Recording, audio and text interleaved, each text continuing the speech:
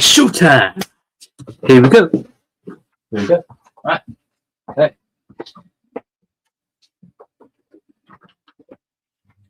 How are we doing then?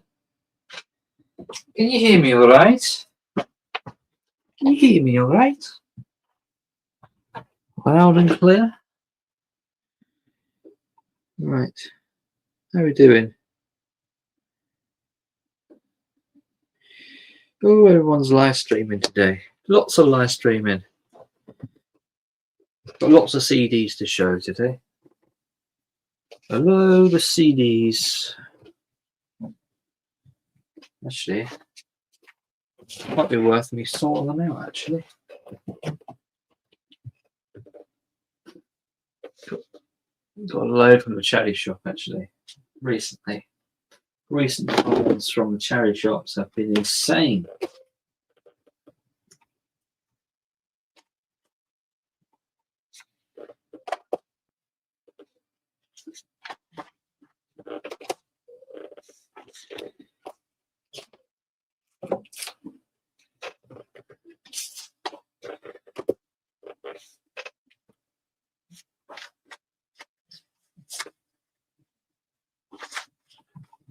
Hello.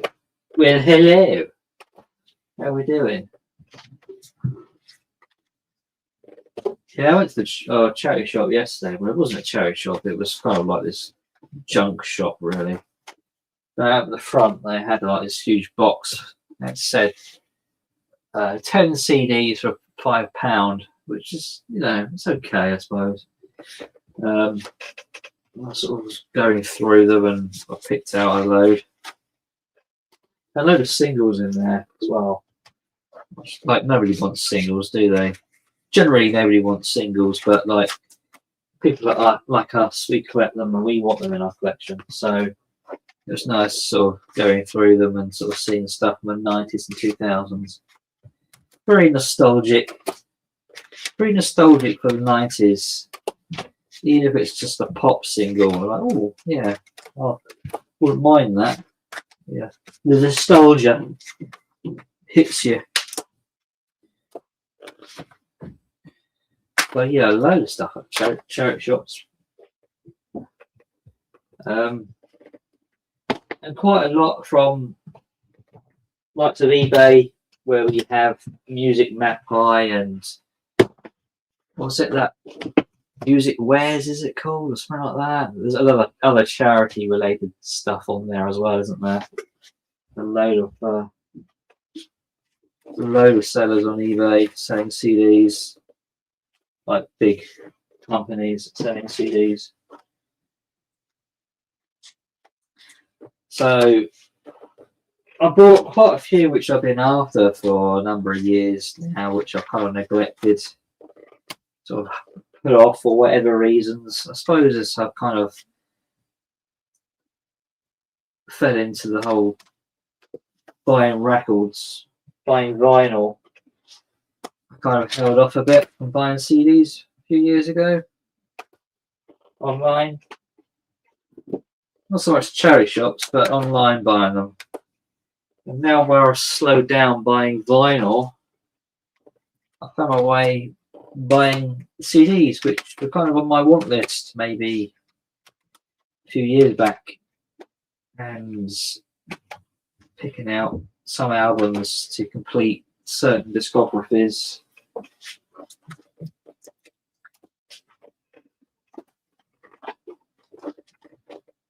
Lots of singles, lots of albums to show.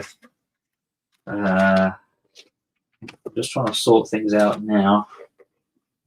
I've got a bit of vinyl to show, but maybe that could be for another day.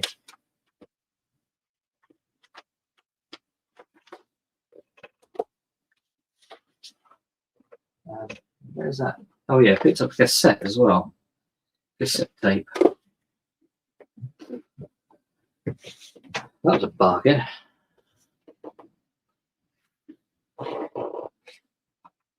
Very quiet. Very, very quiet. Oh, we're all so quiet.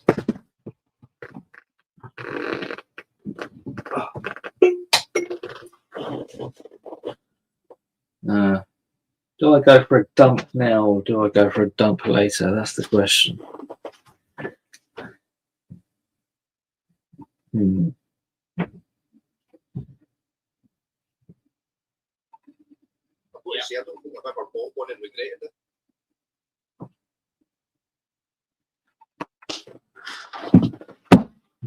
Yeah.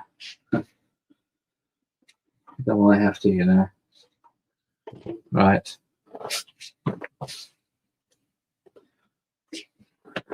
I'll try and hold off. Trying to hold off. How are we doing then? Who's around? Who's watching? Who's in the chat? Is anyone here? Is anybody here? Hello? Hello?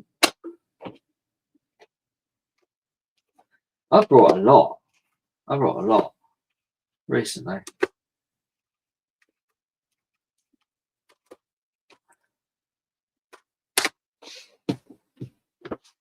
Kind of fall into a pitfall, don't you, when you're buying CDs? You think you're kind of saving money, but then you end up buying more CDs than you realise, and you probably end up spending more money than maybe what you would have done if you were buying vinyl anyway. That's kind of ridiculous, isn't it? But it is what it is. But I'm very happy with some of the purchases I picked up recently.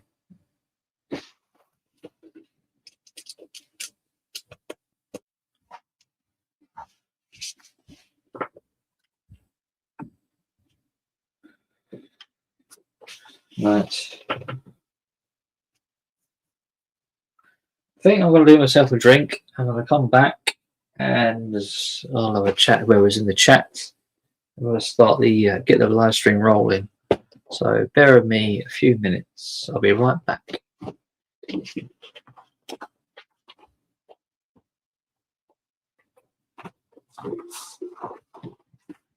Hey, you alright, Richard?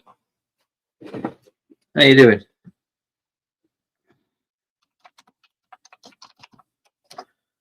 Hello.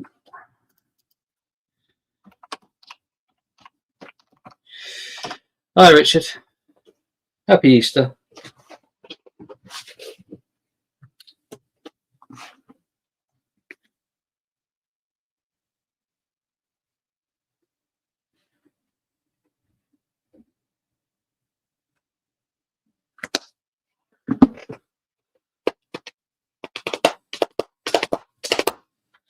Right, yeah. Doing well. That's good. That's good. Right. I've got to get myself a drink. So I'm going to be back very shortly. Don't go away. Although you probably could, because there's other live streams going on and they're way more popular than this one. So, you know, I'll leave it up to you. I'll leave it up to you. I'll be back in a bit.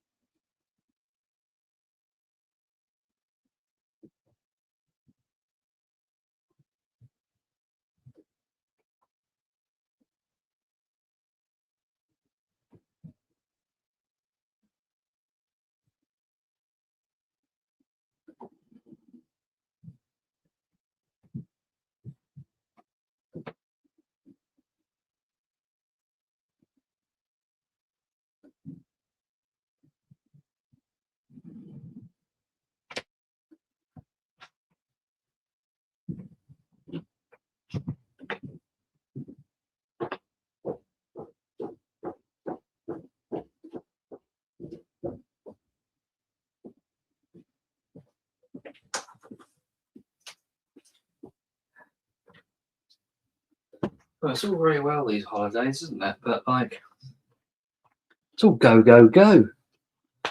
Doesn't seem to be much relaxation. It's not much of a holiday, is it?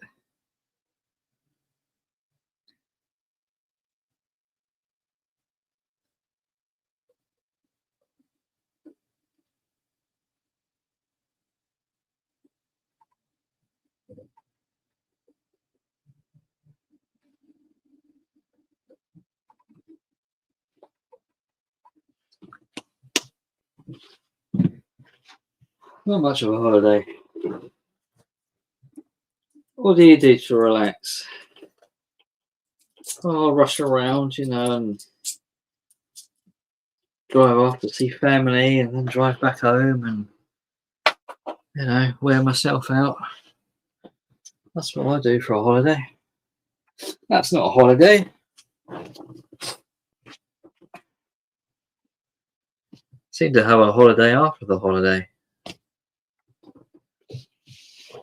Bit of downtime.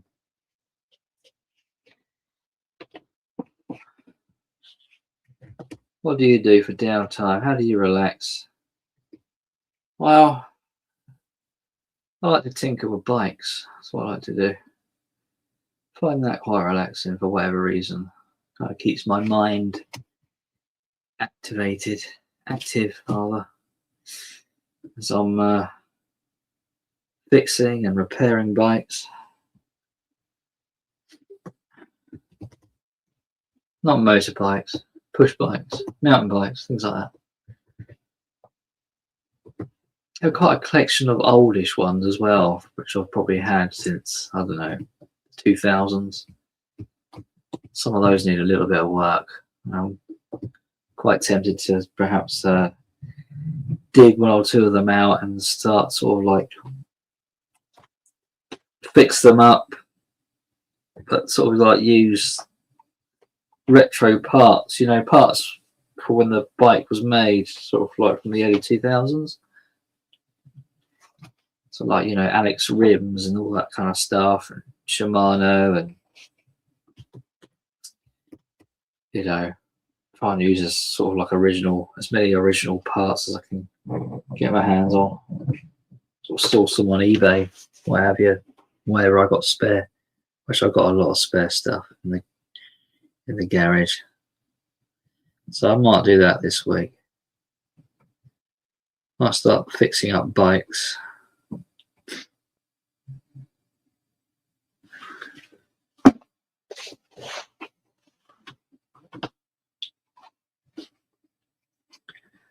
It's very quiet in the chat. Very quiet.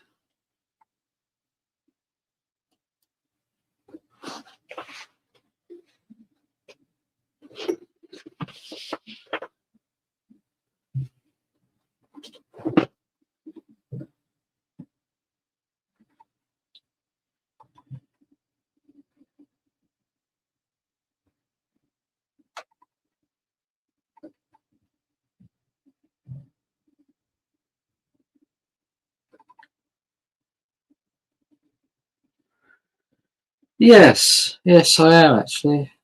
I am. I quite enjoy it. I do quite enjoy it.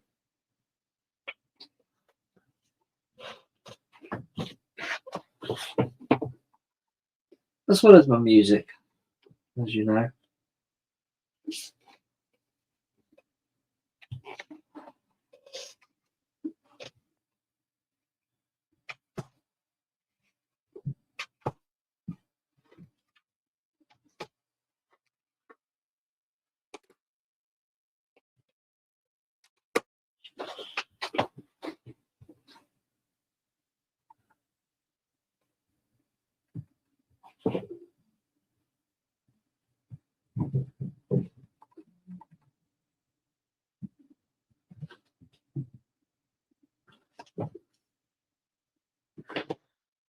Right.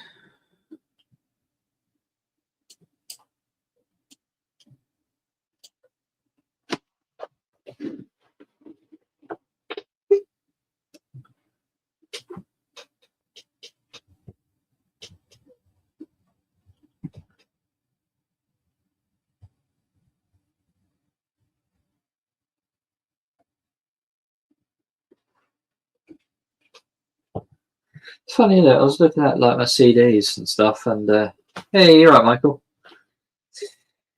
I was looking at my CDs, and like the discographies which are sort of near completion seem to be in the 90s. You know, very much in the 90s and maybe early 2000s. But there's a lot of 90s stuff which like I'm 1 or 2 albums away of completing. Bands and groups which are maybe, I don't know, released 4 or 5 albums, you know, not that many, which is quite doable.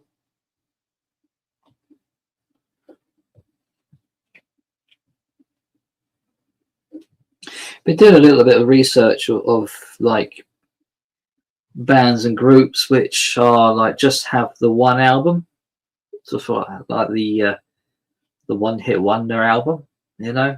There's quite a few of them, and I've amassed a small collection of these albums recently, which I'm kind of putting to one side and maybe thinking about doing a video on.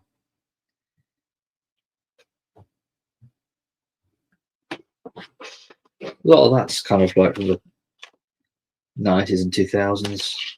I've got three albums here actually in my hand, which I'm gonna do that.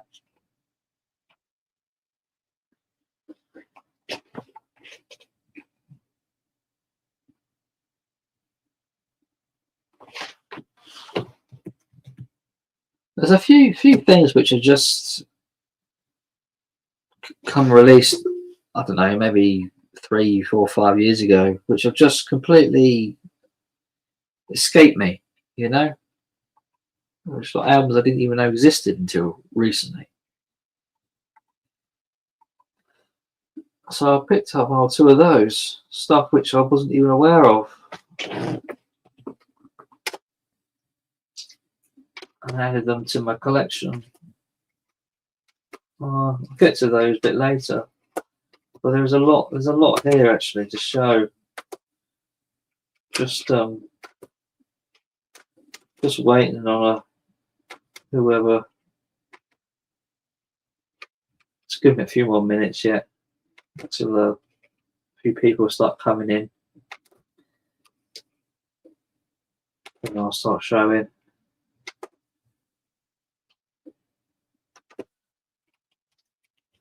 There's been some good charity shop finds recently. I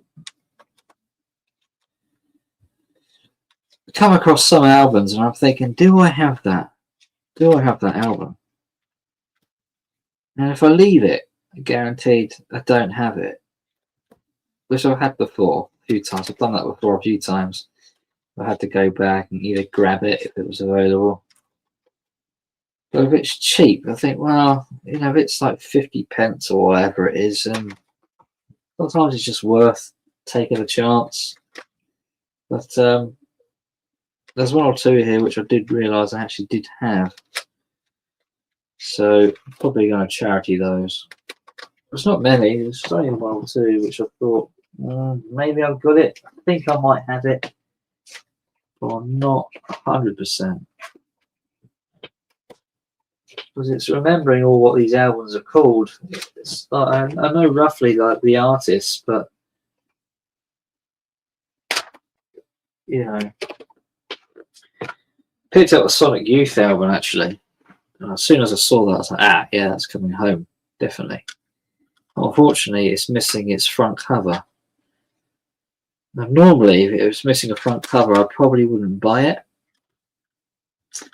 Because it was a Sonic Youth album, I thought, you know what, I'm going to get it, you know, and if I want to sort of upgrade to a complete copy, then I could always, you know, buy another one. It was a Goo, Zeb. So, yeah.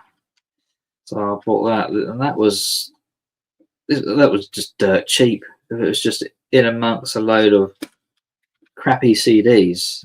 And as soon as I saw the Sonic Youth title on the spine, I was like, yeah, that's definitely coming home with me. So yeah, picked up Goo. Yeah, it's a good album. It's still fortunate it's missing its sleeve. So let's get rid of this. Let's get that going. So yes, there you go. Would you buy this? Had you not have it? I mean, it's got its rear cover. You know, it's all good apart from the front. But normally I wouldn't, because it's Sonic Youth. I thought, yeah, I'm gonna have that. I'll rip it to my computer. So that was a nice little find. Yeah, it is a good one. It is a good one. That's right, Jenny. It is. Despite not having its front cover. Tears for Fears, The Hurting. I have this on vinyl. I wanted to get it on CD. So I brought this, I think it was on Music Magpie recently. I have a few Tears for Fears albums now. I'm not sure how many albums they actually done. I imagine it's quite a few. Probably, if I had to guess, it's got to be, I don't know, maybe near 10, I would have thought. I could be wrong. Well wrong. So that's another band I'm trying to sort of complete. I'll put that one to one side for a second. This has been on my radar for fucking years, but I haven't pulled the trigger on it for whatever reason. Maybe it was a little bit pricey a few years back. But now it's virtually a few quid, and that is The Best of the Beach Boys, 1970 to 1986. The Brother Years. This is a compilation, and of course it's got all the hits off there of that era on the Brother Records, which was the Beach Boys label after Capitol. And yeah, I don't know why I didn't snap it up years ago. I think I got a similar compilation on vinyl, which came out, I think, I don't know, maybe in the 70s or 80s. You know, but I mean, I have their full discography anyway, so I had everything on this anyway. But it's just something I wanted, you know, just a nice little compilation to add to the collection. This Wheatus album, as far as I knew, I had all the Wheatus albums, apart from this one.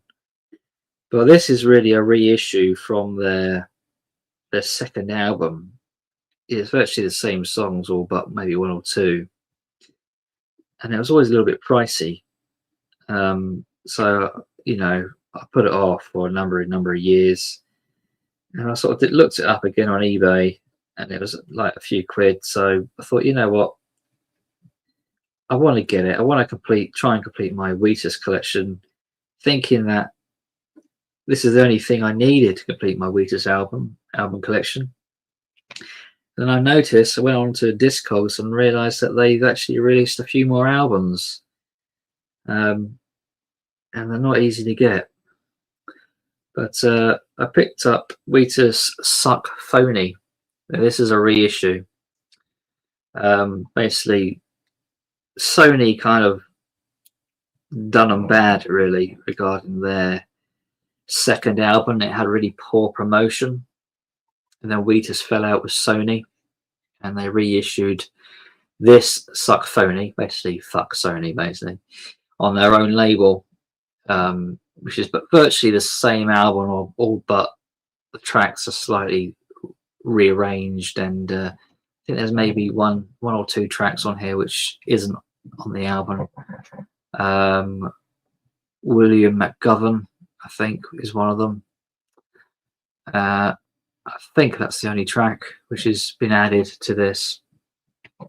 So yeah, I do need a few more of that. I think there's a couple, maybe one or two albums that I don't have, which they've released in the last probably, I don't know, 10 years or so, which just completely went under the radar until I started doing a little bit of digging. I didn't actually know. So I thought they pretty much finished there and then. You know, it was about 2005, I think, when this came out. No, 2007, isn't it? Yeah, this was supposed to be the second album. They released the third album, which wasn't very good, and I thought they were pretty much done after the third album, but apparently they got 4 or 5 albums. Banderas, Ripe. You probably remember this from the past. I had it on cassette, but I picked it up on CD for like literally pence. Look how some of these CDs, how they are deteriorating, but amazingly they still play. You know, around the edges, kind of going. You know, I've seen this quite a bit. I don't know if that's disc rot. I mean, it could be. Is that disc rot around the edges? But it is. I don't know if it is technically disc rot, but it is deterioration. And I'm seeing this more and more now on CDs in the shops, in the charity shops. You know, they are becoming a little bit of a gamble whether they're going to work or not. But they must be quite robust because they seem to work. You're right, Jim. So yeah, the songs on here. This Is Your Life. She Sells, and May This Be Your Last Sorrow, and Comfort of Faith. Anyone remember those? Throw them away, says Zev. Well, yeah, but if they work, you know. If they work, there's no need to, is there? I was thinking, who else could I complete this year? And I know I've got a few John Lennon albums. Don't have the debut. I have a few of his sort of 70s ones and maybe one of his 80s ones. And there's quite a few John Lennons actually, which I didn't quite realise how many albums he actually had. I didn't think he had that many, but he's got more than I thought anyway. But I picked up Plastic Ono Band on CD. This is an oldie, you can tell, can't you? You know, probably pressed in the 80s.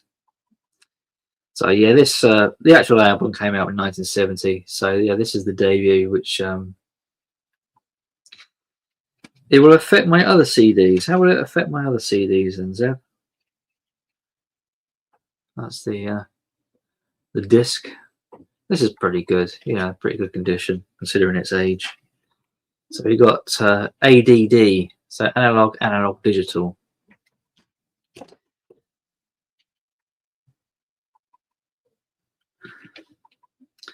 So yeah, there's a song list on there. Look. Oh, so you got Mother, Hold On, I Found Out, Working Class Hero, Isolation, Remember, Love, Well, Look at Me, God, and My Mummy's Dead.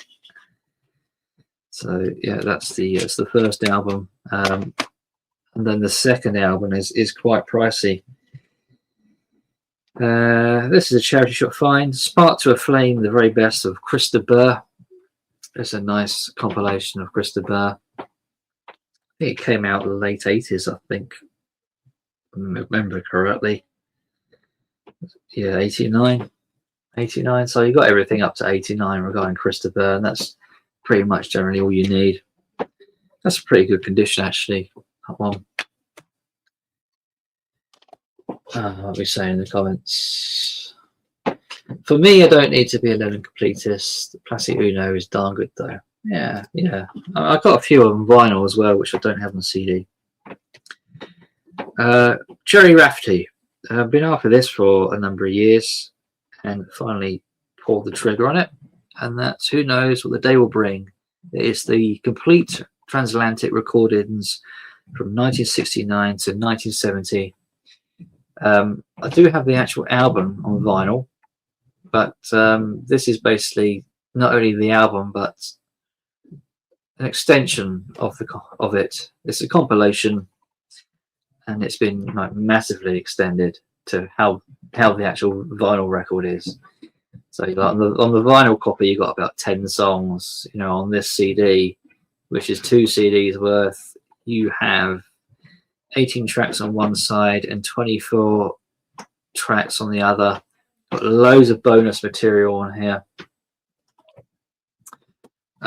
So yeah, this is still sealed. I've not opened it yet, but as you can see, if you like Gerry Rafferty, there's a lot here to digest.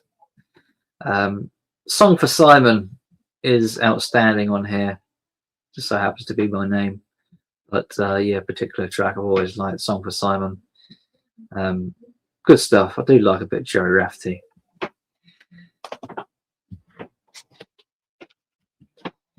I don't have much in the way of Daft Punk. I think I may have had their recent album, but pretty much all their other stuff has escaped me over the years. I can remember, like, in the days of, you know, the 2000s, downloading MP3s. I think I had a bit of Daft Punk on my computer back then. But as regarding their actual albums, I haven't owned any, and I've managed to pick out the debut album. You went to see James last night. Tim Booth's showmanship was fantastic. Oh, wonderful. Oh, brilliant. I bet that was good. Yeah, I love to see James live. So yeah, the original debut album of Daft Punk, self-titled. No, not self-titled. It's called Homework. Sorry, beg pardon. Homework.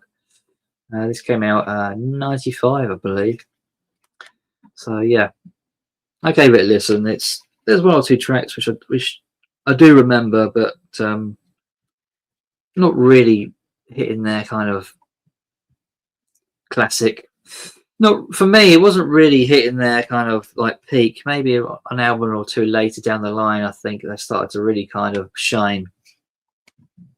But I suppose it's a classic in its own right. I suppose. A few singles. These were like cheap. These are dirt cheap. You know, usually when they're all kind of dusty and kind of icky, they usually just get shoved in a box and, you know, literally buy 10 for like a couple of quid or whatever. And these were probably something of the same, something similar. So they're a bit rough and ready, and probably need a bit of a good clean. But I don't mind that. You know, you can't. I like the whole digging through things and sort of getting your hands dirty. It's all part of the fun. So I picked up this Sub featuring Melanie Williams. Ain't No Love, Ain't No Use. Came out, I think, in '93, if I'm not mistaken. Just a good kind of anthem for the time. You know, a lot of these sort of anthems were around, and sort of European France music. It's all kind of part of, not necessarily part of that scene, but, you know, part of that era, I suppose. So yeah, Sub. Ain't No Love, Ain't No Use. Probably do remember that one. The Cause, a lovely single by The Cause. What Can I Do? And this is the Tintin Out remix. Probably the best version, I think. And yeah, love The Cause. Particularly this song is a lovely, lovely song. A bit of a guilty pleasure here. Wet, Wet, Wet. I'm not much for wet stuff. You know, particularly the 80s stuff. But some of the 90s I do quite like. One or two of their singles. Love Is All Around, of course, the cover, which was #1 for God knows how many weeks in the charts. And off the same album that was, another single was Julia Says, and this is what it is. Julia Says. I've always liked Julia Says by Wet Wet Wet. But there's a couple of singles of Wet Wet Wet which I do like, and that came out '94, I believe. So not sure how that charted actually, but obviously their big one was Love Is All Around. The Beloved, Sweet Harmony. This is a little bit kind of rough and a bit dogged.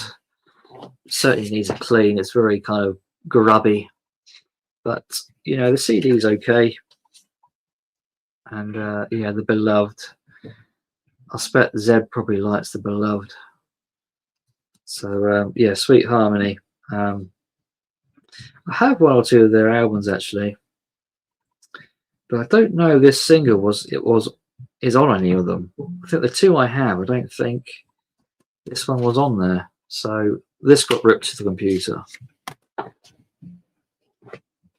What else we got?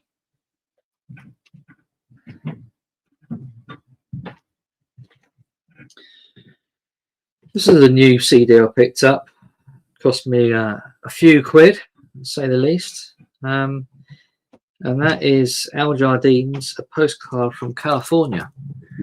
I think this is the only solo album he has released. And this came out. When did this come out? It was a few years. 2022? Can't be, surely. Thought it was older than that. But it says on the back of the CD 2022, but I think it is even older than that. So yeah, Postcard from California, still its shrink wrap. Still haven't played it. So I do like his music, Al Jardine. I like his voice as well. And of course his contribution to the Beach Boys. So that one is a one-hit wonder. So, you know, that goes in a one-hit wonder video at some point. And this one too by Dennis Wilson, who released 2 solo albums. So yeah, thinking about this, I can't add this one, can I? So yeah, 2 solo albums by Dennis Wilson, and that is Pacific and is it Ocean Blue? I'm pretty sure there was 2 albums. Let's have a look. Yeah, this one is Pacific Ocean Blue, and this 2 is Bamboo. That's it, Bamboo. Yeah, so yeah, Stone Cold classic, as Zeb said. I did give it a listen. I did quite like it.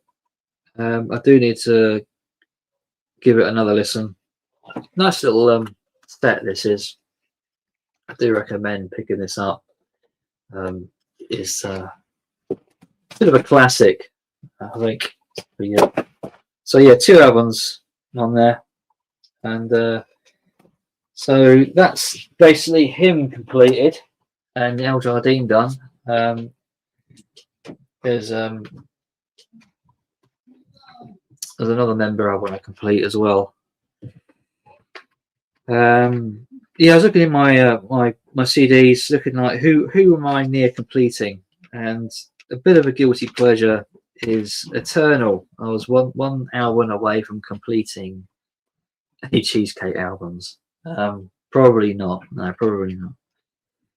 But yeah, one album away from completing Eternal, and that's basically self-titled. I don't get why, like, so many albums in, they decide to have a self-titled album, which doesn't help when you're trying to track it. There's no wonder this kind of went. It's no wonder it escaped me. Because, you know, when they're late into their discography and they release a self-titled, it's it can escape you. So this one includes a hit single, What You're Gonna Do. So yeah, that discography is completed. So please, I got one done. Picked up an REM. This is a nice compilation. It's basically a lot of B-sides and rarities are on here, and it's called Dead Letter Office. And this came out in 87. So yeah, is it 87 or not? Yeah, 87, I think. And there you go, nice CD with a load of rare stuff. I know Zeb likes a bit of REM. Maybe he has this one. You can see the tracks on there. I'm trying to get the camera to focus. But there you go. You have that one then, do you, Richard? Yeah, love Dead Letter Office. Great comp of B-sides. Yeah, I agree. Worth picking up. Yeah, back to regarding the Beach Boys. I have all of their albums, but combined with CDs and my vinyl, I have their complete sets. But going for a complete set on CD, this is the only one I needed, and that is the Beach Boys MIU album and the Light album. This basically has two. These are the albums which have two albums, which if you want a complete discography is a good way to go, because you can pretty much rapidly get up there in numbers to complete these sets. So yeah, this is one I didn't have. And the MIU album was very much unappreciated. It didn't sell very well at all. But I've given it a few listens and I really like it. I think it's a good album, actually. I like the LA Light album as well. I think that sold better than the MIU album. You think it's boring? Really? I rather liked it, Michael. Actually, I thought it was rather good. I think both albums were very good on this. I was quite impressed with it, actually. But each to your own, I suppose. Each to your own and all that. Yeah, going something about the 90s. M People is a group which I'm near completion. Well, I have completed them, but they did a reissue of an album. It's Bizarre Fruit, and then they released Bizarre Fruit 2 the next year, which also contains a live recording. And so it's basically 2 CD. And I just thought, you know what, it's the only one I don't have of M People, you know, and it's pretty much cheap as chips. So I picked up M People's Bizarre Fruit 2.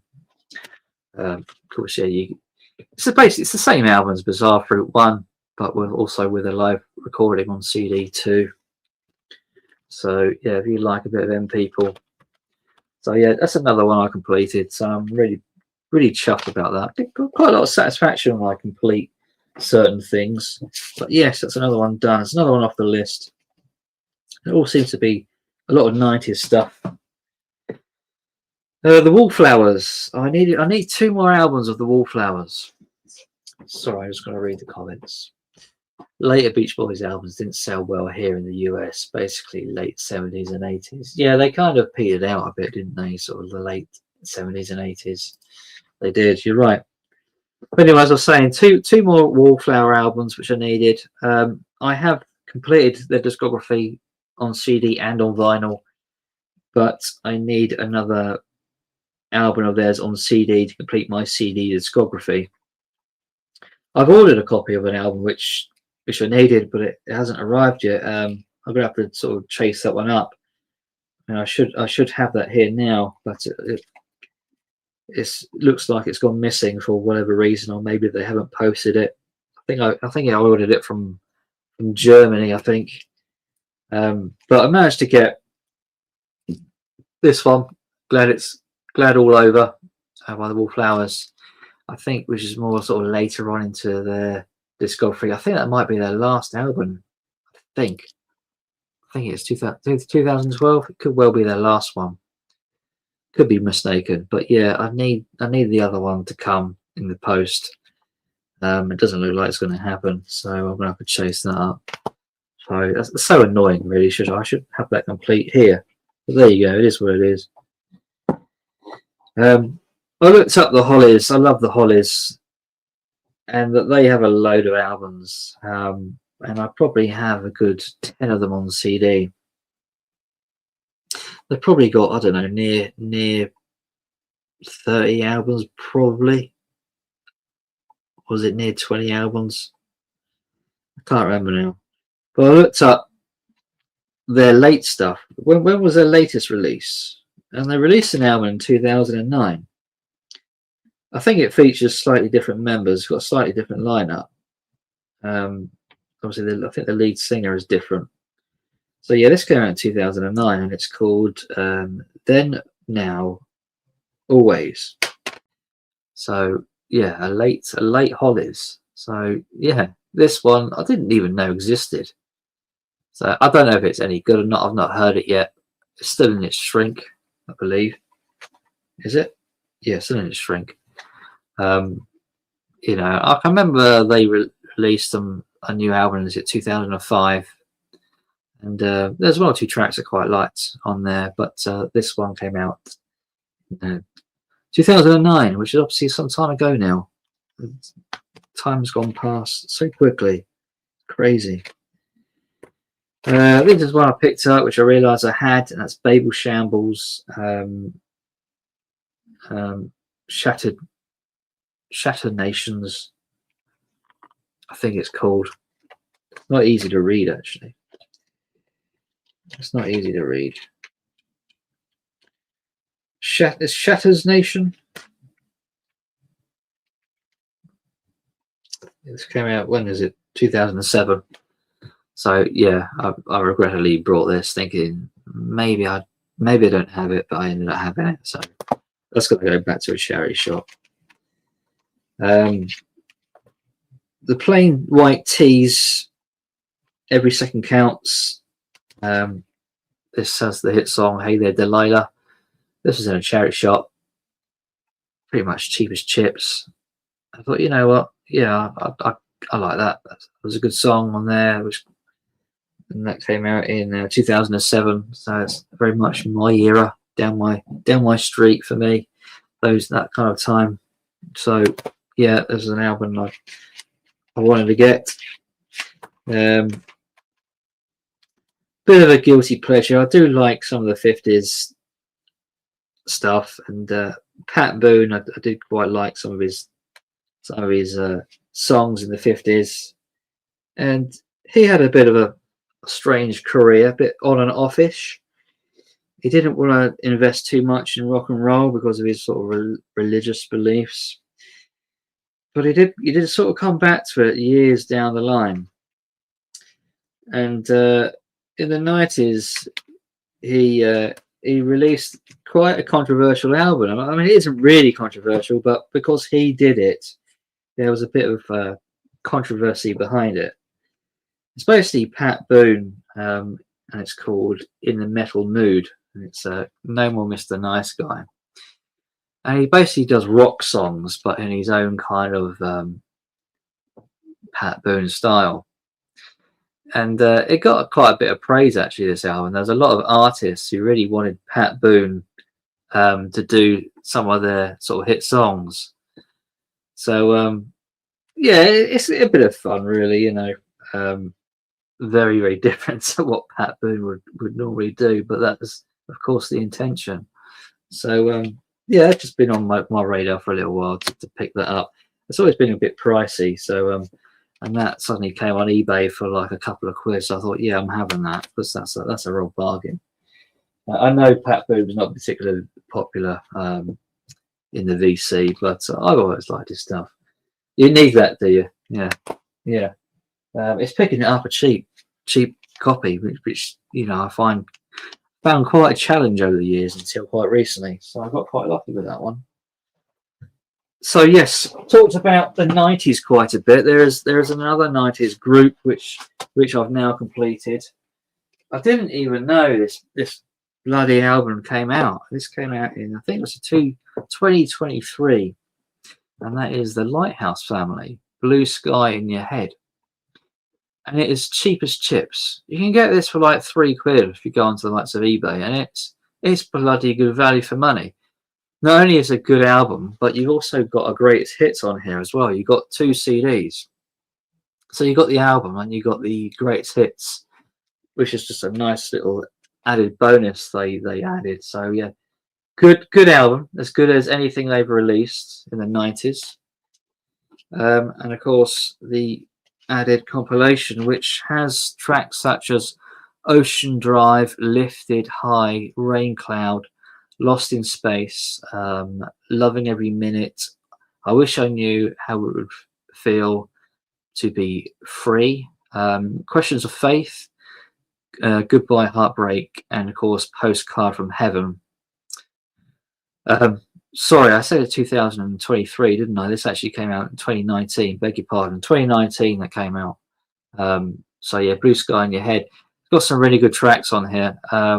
Light On, I really enjoyed. It's a solid album, as good as anything they've done. And like I said, you can pick it up for like £3. And also, I looked up whether they released it on vinyl. It didn't actually get a vinyl release, but they did a cassette release. So you can get a CD release and you can get a cassette release. And I've managed to pick this up for £4. So this cost me £1 extra than what the actual CD. And yet again, it comes with a greatest hits stuck to the back of it. So talk about good value for money.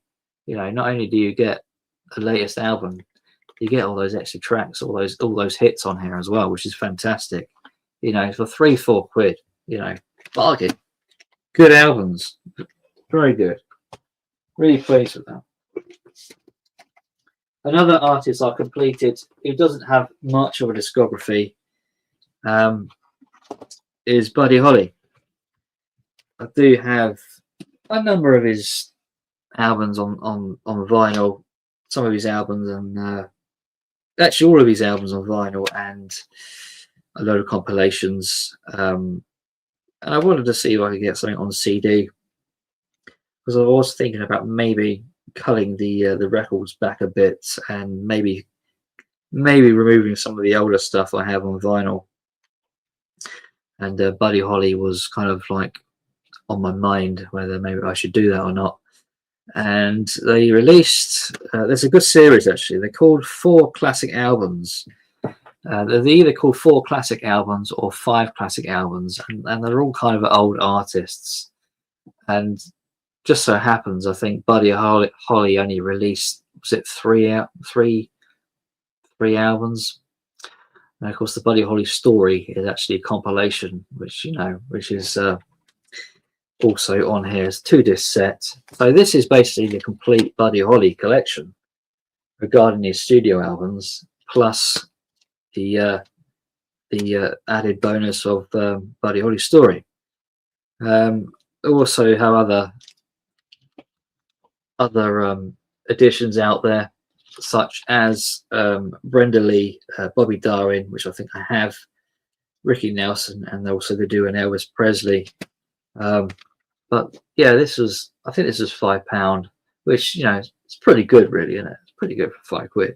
You know, 4 albums, 2 CDs. Yeah, I thought, you know, I would like that. I'd like to get complete stuff. So that was a nice little find. Semisonic, another 90s band, released an album a few years back. Was it 2023? A Little Bit of Sun. So yes, I picked up Semisonic's latest album. So that discography now is complete. So Semisonic is now done. So yes, glad to pick that up as well. So you are bagging up a lot of vinyl CDs a while ago, Simon. Have you traded in any, sold any yet? I sold some. Yeah, I sold a good few. I had someone come over and pick out some of the records. I think I made a sale of about £100, which all helps, of course. So I've charitied a load as well, and I've still got a load more to take up to the charity.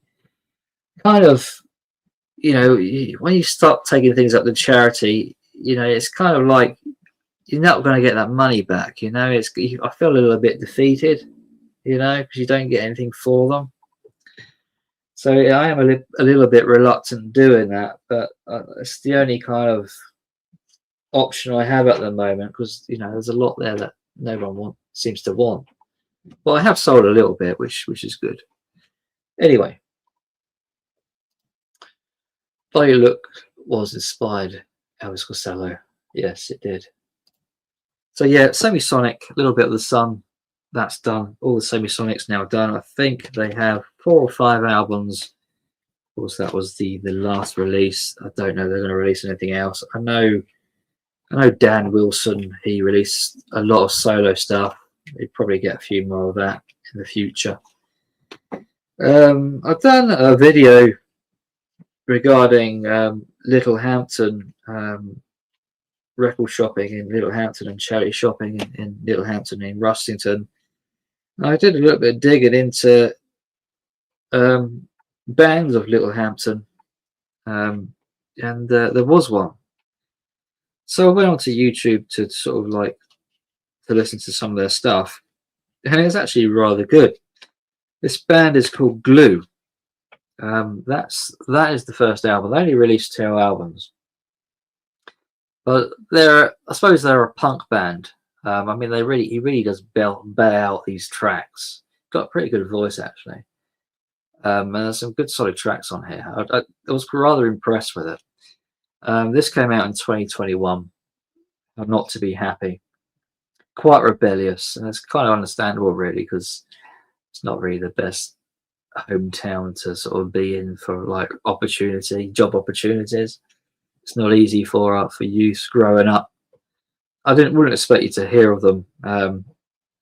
You know, I mean, they're probably a part of the mainstream, but probably not big enough for many of you to know who they are. Sorry, that is their second album. This is their first. It's came out in 2019, and it's called Glue, Pathetic Youth. Force You is a good song on here, and it's just, yeah, it's good. Both of these albums actually are rather good. They're very, very good. So yeah, Glue, West Sussex band. So I'm all for like local bands. Right, Manana. Who are Manana? Manana are a Swedish band. I got familiar with them by playing FIFA football back in the early 2000s, and one of their tracks features on the video game. And I've always kind of stuck in my mind, you know, of this band and this particular track. And the song, which was on the video game, never actually made an album. But this is the only album they come up with. The actual track I liked was on an EP, which I do actually have, which I'll be showing on my YouTube Needle Drops quite soon. So you'll see and hear it fairly soon. And of course, the band's Manana. This album is called Interruptions. This came out in 2008. It's their only album. So yeah, that is now complete with their EP, which is, for the moment, I think their EP is actually better than the album. I do need to give this another listen to make a fair analysis, but their EP is really, really good. And, you know, I'm hoping I will get into that pretty quickly. So another artist which I have complete recently is Jimmy Nail. Yeah, Jimmy Nail from Newcastle. Quite the Geordie legend. I do have virtually all of his albums, apart from his debut and more of his later release. So yeah, his debut was Take It or Leave It, which came out in 1986. And they had a bit of a hiatus until about the early 90s, I think, and came back, made #1 in the charts with 1 or 2 of his singles. But for a while, this was his only album for about 4 years. But yeah, I needed this to complete his discography, so I picked that up on, I think, Music Magpie or something like that on eBay. And he had an album which was released. Was it 99? I think it was 99. This came out. It's called Tadpoles in a Jar, and this is produced by Jeff Lynne. And it has that Jeff Lynne sound, and it's actually rather good. There's some really rather good tracks on here. To show you the back of it, notably, it's quite a reflection of his youth. Tadpoles in the Jar, the first track, he talks about, you know, growing up as a kid, you know, how life is different when you're a kid. Yeah, really, really enjoyed this. Given this quite a few listens, actually, really like it. It's a good album of his. And then I picked up an EP, With Love from Jimmy Nail. Picked this up, and it's got a few of his big hits on here. Crocodile Shoes, Cowboy Dreams, notably two of the big ones on here. So yeah, that was a nice little number to add to the Jimmy Nail collection. So Jeff Lynne definitely has a distinctive sound in everything he touches. He does, yeah, he certainly does. Picked up a load of his singles as well. So if you just want to check out these singles, if you can remember them and you're curious, we have Jimmy Nail Laura, which I think came out in 1990. Big River, I think this is the best work Jimmy Nail did. Not only is it the single Big River, but the album Big River is actually really, really good. Came out in 95. This is a fantastic single. If you've not heard this, Richard or Jim or whoever's in the chat, give this track a listen. It's really, really, really good. Very nostalgic and a very well told story, quite a bit melancholy, and just a very good song, very good song. So a year before Big River came out, he released Cowboy Dreams, Aspirations of Being a Cowboy. Good song. I remember this when it came out as a kid in school, and yeah, it reminds me of being a child myself back then. So yeah, Cowboy Dreams. This is more of a later one. Country Boy, not particularly my favorite. Calling Out Your Name, and probably his biggest one, Crocodile Shoes, which unfortunately wasn't at #1 in the charts. I think it made #2. This is probably the song he is remembered by. So yeah, Big River and Crocodile Shoes are the two of his big songs he is remembered by. He did have a #1, but it hasn't aged well. Back in the early 90s, I hardly ever hear it played on the radio. But those ones I mentioned are really good. Some more singles. I mean, if I picked these up when me and Richard did the live stream, I would have probably showed some of these. So we got Faithless, Here We Come. We have Louise. I like a bit of Louise. She was a part of Eternal, and then she left, I think, after the first album and started a solo career. She had a number of hits, actually, Louise. Yeah, I didn't have this in the collection, and it literally was the same day I picked up a compilation of Louise as well. So I thought, from a different shop, I picked up a comp, and then I went into a different shop, picked up this. I thought, well, I might as well get this to add to my compilation I've literally just brought. So I brought that. A Paul Weller number. Rob Walker will be proud of this. And that is Above the Clouds on CD single. So that's quite cool. A guilty pleasure here. Aqua, Barbie Girl. This was a UK #1 when it was released. It's actually a rather good album, which is actually what she's from. Their album, which came out, I think it was just a one hit album they did, if I'm not mistaken. It had a number of good tracks on here. Barbie Girl was a #1. Mr. Jones, I think, was another hit of theirs. But yeah, I certainly remember that. Yeah, I think they got sued. For this song because of not only they used Barbie and imitated Barbie, there's quite a bit of sexual innuendo on the track as well, on the song, which I don't think went down too well. Back to Louise. This is the compilation I picked up, and that's Changing Faces. The Best of Louise includes 14 hit singles. Yeah, 14 hit singles. That's quite something, isn't it? From a singer that, not many people kind of discuss. So yeah, Naked, Just a Step from Heaven, Undivided Love, Stuck in the Middle with You, Stay, Let's Go Around Again, Light My Life, Faced, Slightest Touch, One Kiss from Heaven.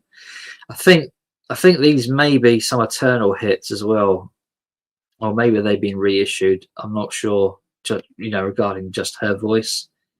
In Walked Love, Beautiful Inside, Oh Baby I, which I'm sure is an eternal song. Arms Around the World, that's certainly one of hers. All That Matters, and Come and Get It. So yeah, Louise, who ended up marrying Jamie Redknapp, which was a footballer who played for Liverpool and Tottenham. So yeah, a little bit of pop culture going on there. Soul to Soul 2, Soul to Soul, Volume 1. This is, I think, the first one, and of course Volume 2. Which was there? Volume 2. I know there was a second album, but this is considered a bit of a soul classic. So yeah, I don't often see this on CD for whatever reason. So I'll pick this up just to add to the collection. Paul Weller Rules. I've seen him twice, and one of his guitar picks, he's a fantastic showman. He is.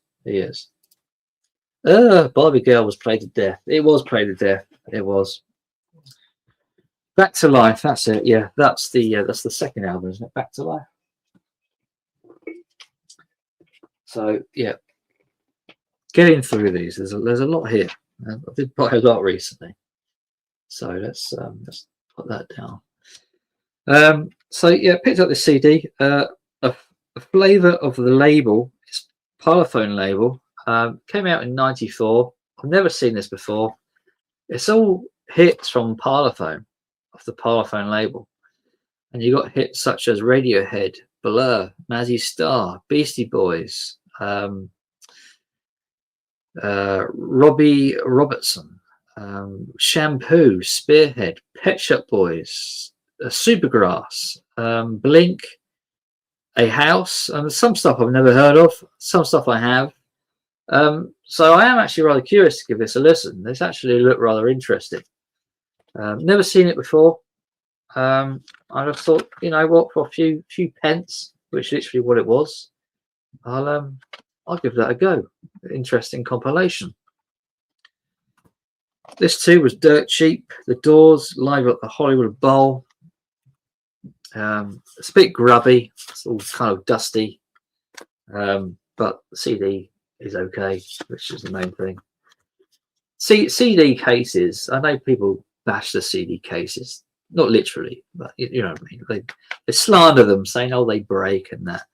They are really a thing of perfection, because they house the CD just a couple of millimeters above the surface.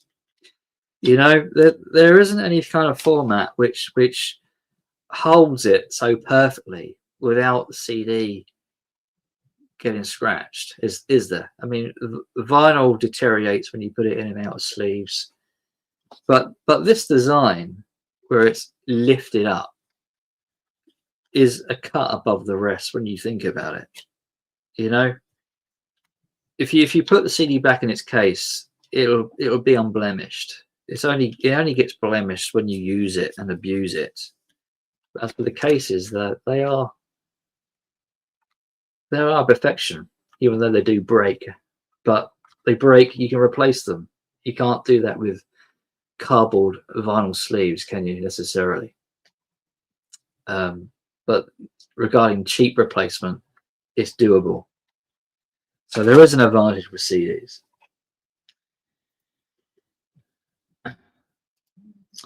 That's a hell of a compilation. I've got to get it. Yeah, I recommend it if you can find it. It might be a little bit rare. I don't know.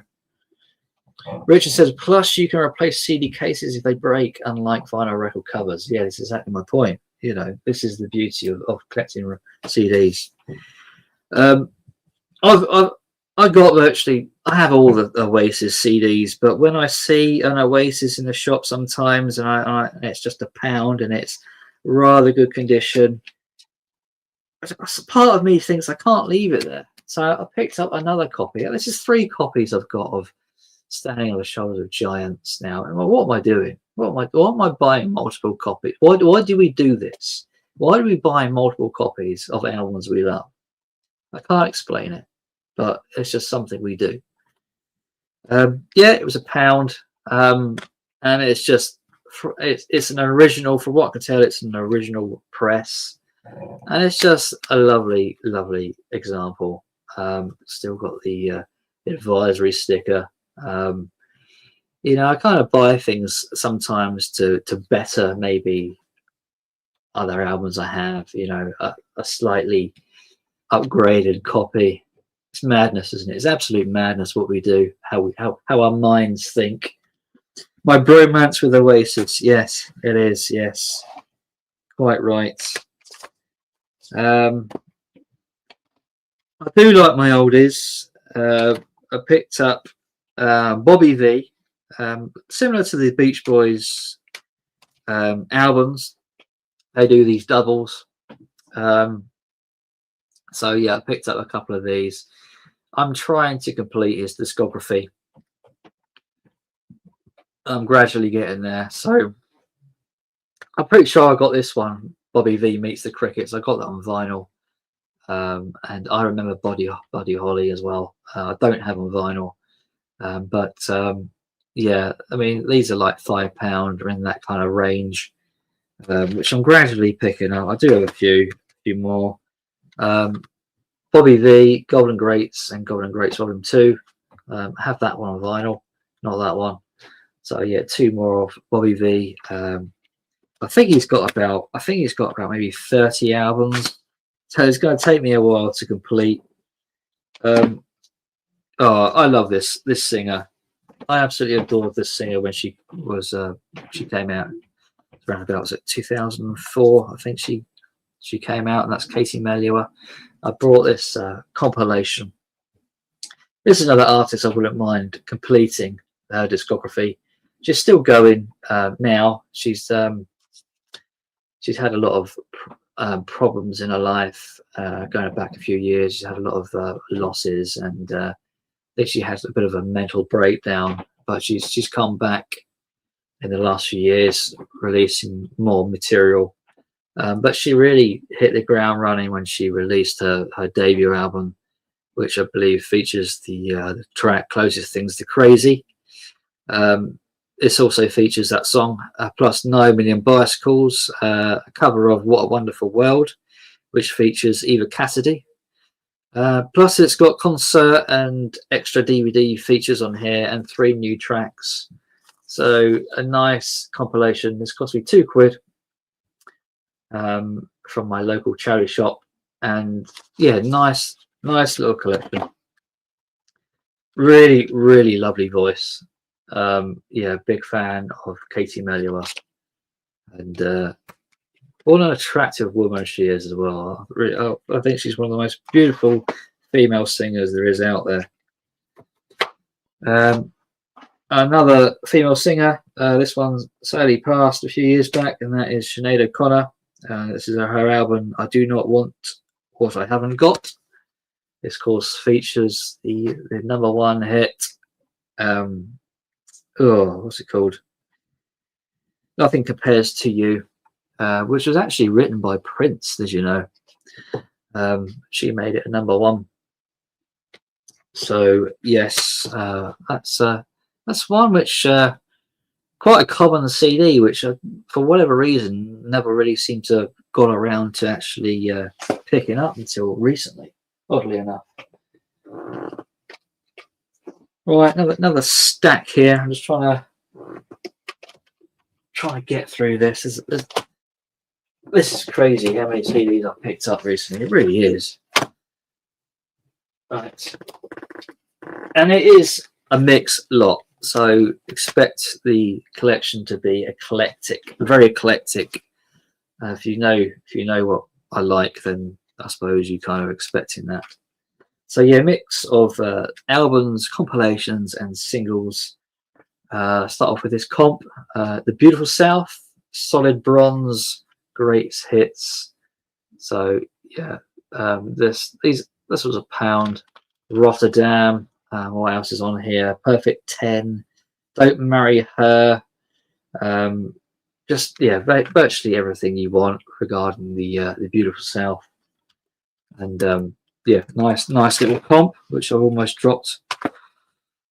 A few singles. Picked up this Lightning Seeds single, which I was delighted to have. Big Lightning Seeds fan. And What You Say.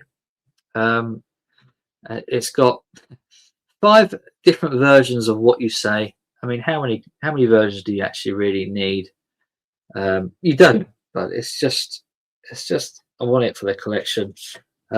It's got the CD in a cardboard sleeve, of course, and you know it's fan mailing lists they have back in the day. Plus, it's got 3 postcards, so pictures of Ian Broudie on there, which I went to see last year. Really good. I mean, it wasn't the original lineup I saw, but Ian Broudie, his son as well, Riley, The Life of Riley, he named his son Riley, plays bass, and 1 or 2 other musicians which are part of the band now. Yeah, they're great in the 90s and early 2000s. I love the Lightning Seeds. Big fan of their music. And that is a discography you can pretty much complete. I think they've only got like 5 albums. So that's easily doable, which I actually do have. Another M People. This time it's a single, Just For You. So yeah, picked up this.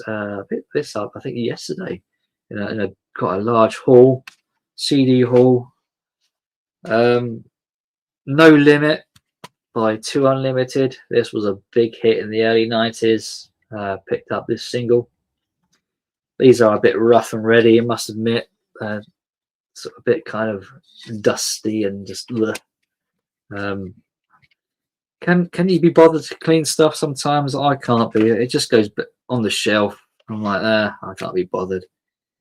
Annie Lennox, a Christmas cornucopia.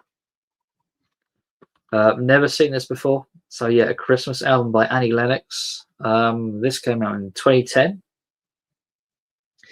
And yeah, I just thought, you know what, I'm a bit short on Christmas albums, and it's nice to have a few things Christmassy in the collection. So I mean, I'm going to hold off listening to this until Christmas, of course, but yeah, it'd be interesting to give this a listen nearer the time. And yeah, so yeah, I do pick up a few Christmas albums here and then. The Hit Factory, the best of Stock Aitken Waterman. This doesn't feature all of the tracks by them, which were massive in the 80s. They had a load of big hits. They were quite a big label. The Kylie Minogue track isn't on here, which obviously had the Stock Aitken Waterman all over it. But you do have Rick Astley on here. Never Gonna Give You Up, Sunita, Princes, Bananarama. So yeah, it's quite a bit on there. Not everything, but a good portion of it, you know.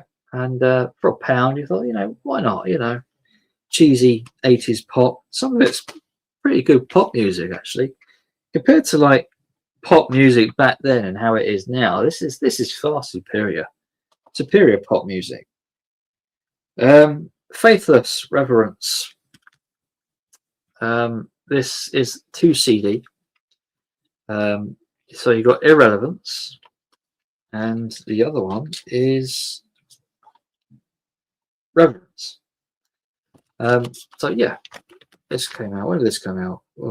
Is there a year on it? Is there a year? I'm not seeing anything. Oh yeah, 1996. So some time ago. This was a bit of a blind buy. I thought I'd give it a try, and that is Edie Reader, Candy Floss and Medicine. Anyone familiar with this? I just thought I'd give it a go. It's alternative. Came out in 1996, I think. It's difficult to read the small print on these CDs. I think it was 96. It could be 98. I might have misread it, but yeah, I thought I'd give it a go. See if it's familiar. Could well be familiar. Also heard it. Oh yeah, I know what that is. Yeah, picked up a One Republic album, Native. So yeah, this came out in 2013. This is one I don't have. I have a few of their albums, but obviously not this one. I'll put that to one side. Put that to one side.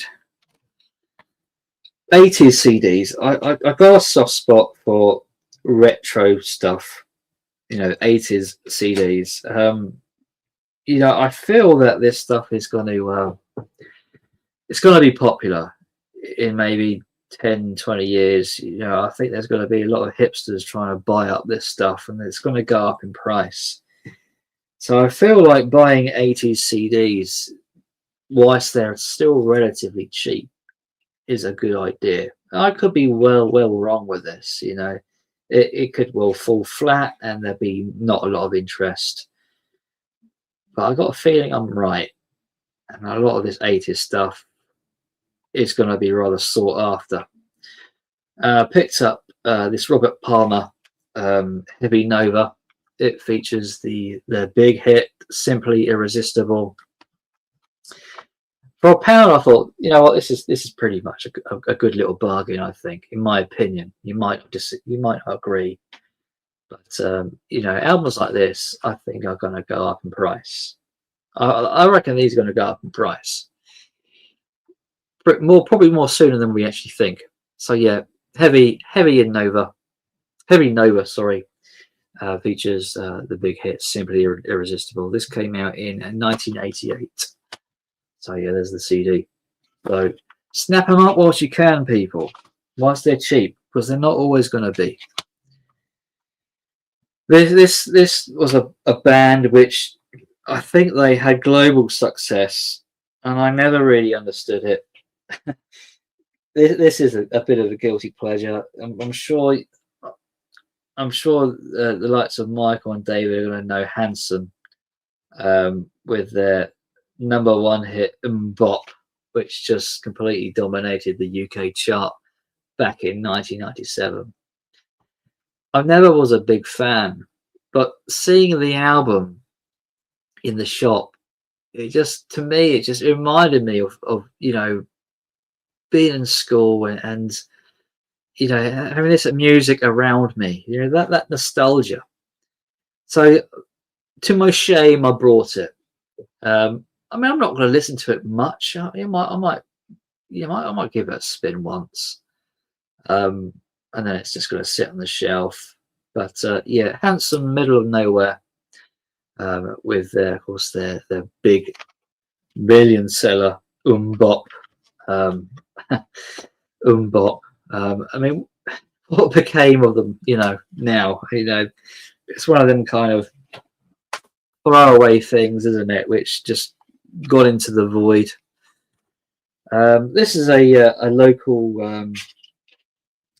band called The Credits, and they are an indie rock punk band, I suppose. Close to my hometown, not too far away, and they're called The Credits, and it's not where you're from, it's where you're at. A lot of influences here by the Jam and that kind of thing, and it's not bad for what it is. It's not bad.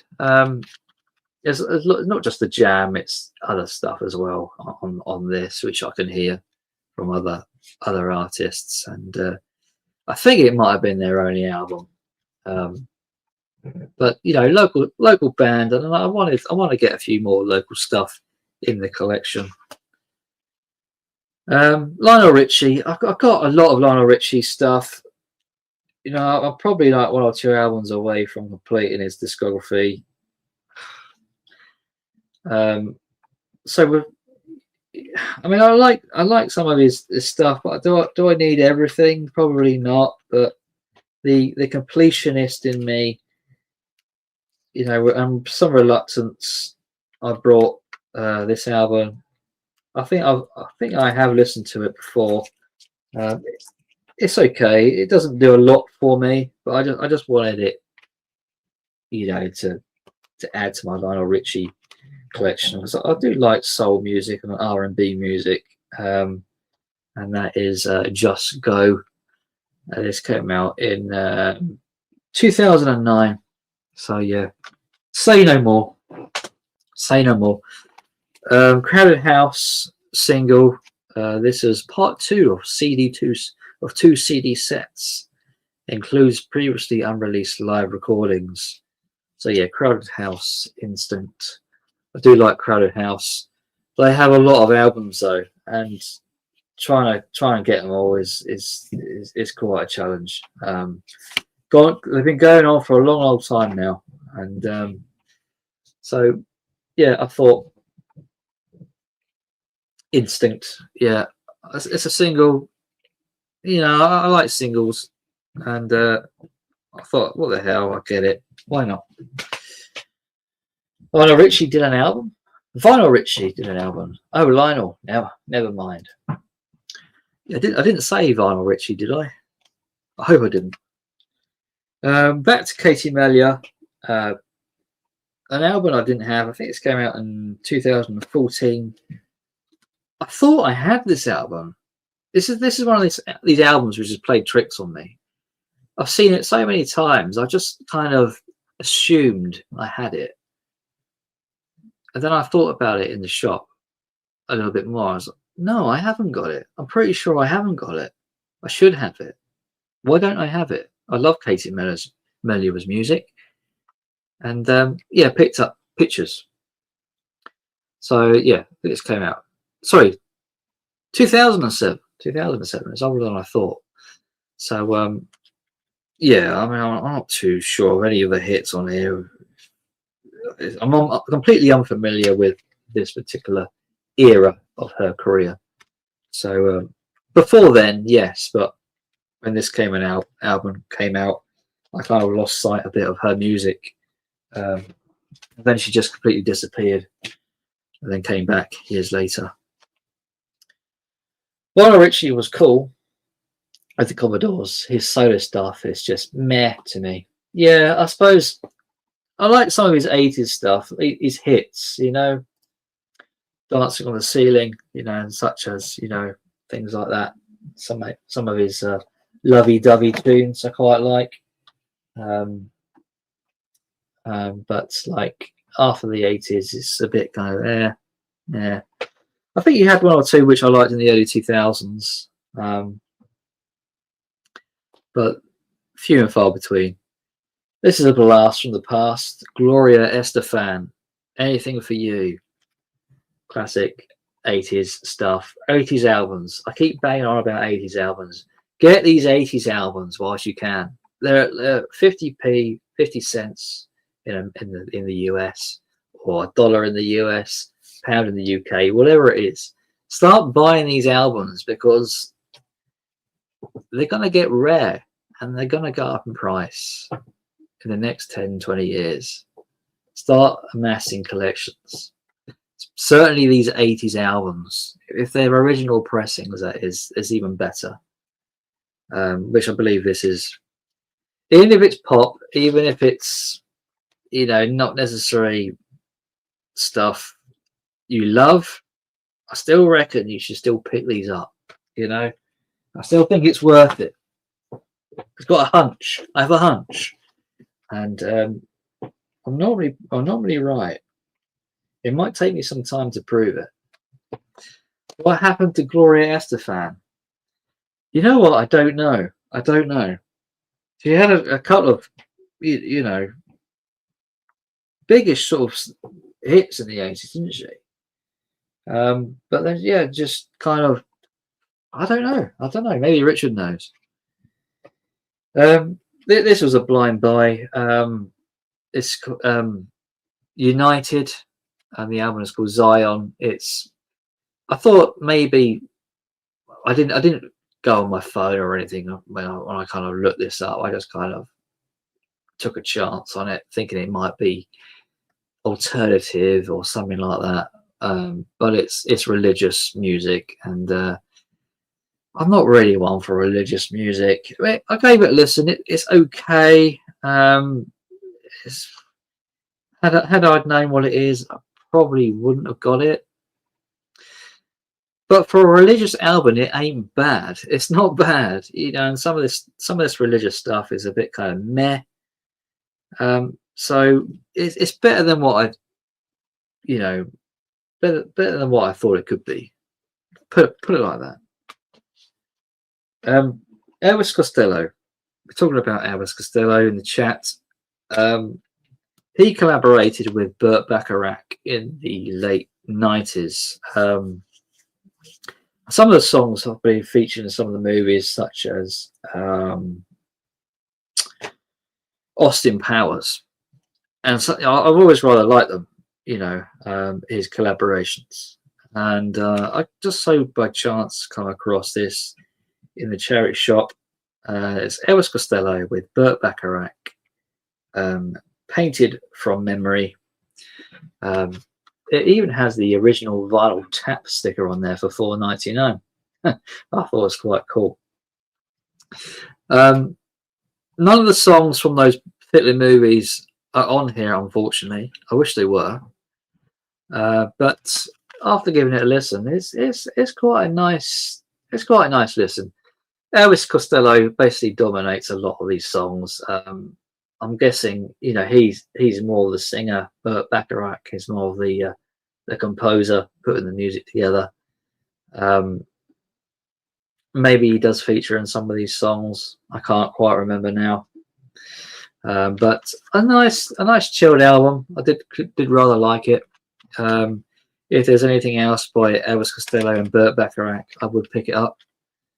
I do like their work. Richard says, I think Estefan is doing more work outside of the entertainment industry now. Okay, I didn't know that. I got most of Simply Red stuff. Didn't have this particular album, and virtually this came out in the 1999, and I didn't even know anything. I've never seen this album. This just went completely under the radar for whatever the reasons. And I think I know why. I think it's the title, and this just kind of went under the radar. It's Simply Red, Love and the Russian Winter. Now I'm guessing this album was probably a bit of a flop.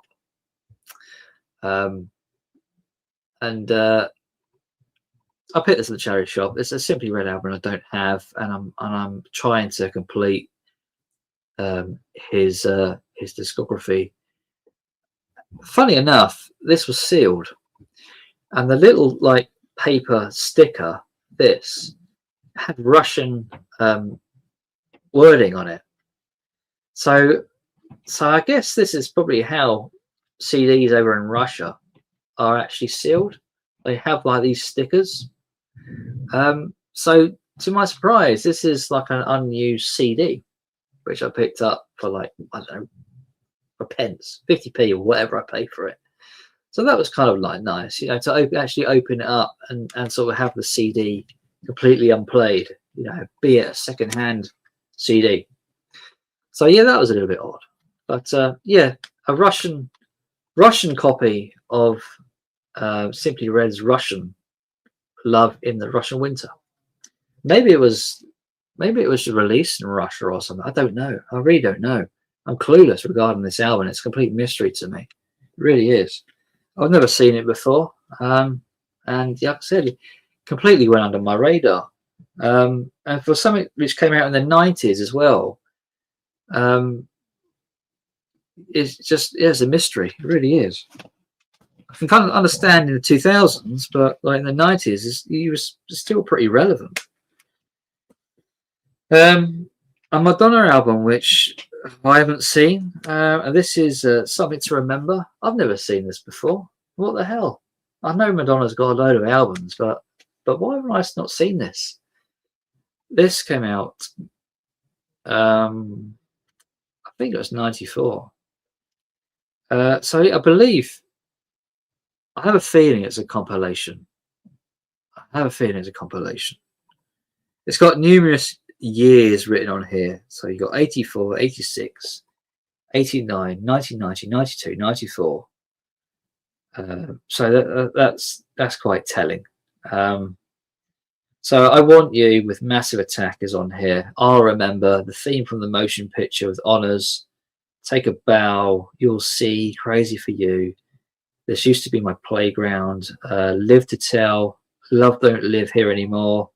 It's a remix. Something to Remember, Forbidden Love, One More Chance, Rain, Oh Father, and the last track is I Want You by it's orchestral with Massive Attack. So is this like rarities or something? I think it's some kind of compilation. Got a feeling it is, but never seen it before. And I've got pretty much a lot of Madonna stuff. I thought, why not get that? This is an Ocean Colour Scene album, which I thought I had, and I ended up actually owning it. I brought it because I wasn't quite sure if I owned it already, and that is Marching Already by Ocean Colour Scene. This is probably, I'll say this is probably their biggest album actually. So you got Better Day on here, 100 Mile High City, Traveller's Tunes, a pretty well received album, 1997. So yes, I would say this is probably one of their best, if not the best, Ocean Colour Scene albums. And I ended up stupidly buying it for the second time. But there you go. Lenny Kravitz Fly Away single. This was in a big haul I picked up yesterday. As featured in the Peugeot 206 commercial, which I actually remember back in the UK back then. This was released. So yeah, Lenny Kravitz Fly Away. I think it was a #1 in the charts. I have a feeling it was. What else we got? We got Faith, George Michael, 80s album. So yeah, picked this up for £1. Picked up a load of Blue Tone stuff as well on Music Magpie. So got the Blue Tones, Science and Nature. These are all albums. This came out 2000. The Blue Tones, the singles, which came out in 2002. And the Blue Tones Return to the Last Change Saloon. Sorry, Last Chance Saloon. Sorry, I couldn't quite read that. Last Chance Saloon. This came out in 1998. I'm not sure how many Blue Tones albums there is. And I have a few of them now, so it might be possible that I actually completed that and not actually realised. I'd actually have to do a bit of research to see how many albums they actually have released, because I might have completed that one for all I know. Possibly. Do like the Blue Tones. Wheatus, A Little Respect, was a cover they released in the early 2000s from their debut album, and it's a rather good cover actually. A Little Respect by Wheatus. And yeah, remember buying Teenage Dirtbag single back in the day. Was it 2000 2001 was it? Hey, their debut album. Their debut album is really, really good. And it holds up well today. And if you haven't got their debut album, I recommend you should pick it up. It's really, really, really good. A bit of Pet Shop Boys here. It's a single, and it is Somewhere. It's a CD1 radio version. It's quite bare bones case, really. It's all translucent. You just see the CD, and there's a little bit of a paper sleeve here. So it's a bit unusual. It's got this blue front cover on the CD. On the back, it's just a standard CD. So yeah, I picked this up. I thought, why not? You know, I don't know if it's possibly worth anything. Maybe I really don't know. I really don't know. Culture Beat, anything. They had a few hits. Culture Beats, Mr. Vane being one of them, and of course this one, anything. Yeah, part of that kind of Euro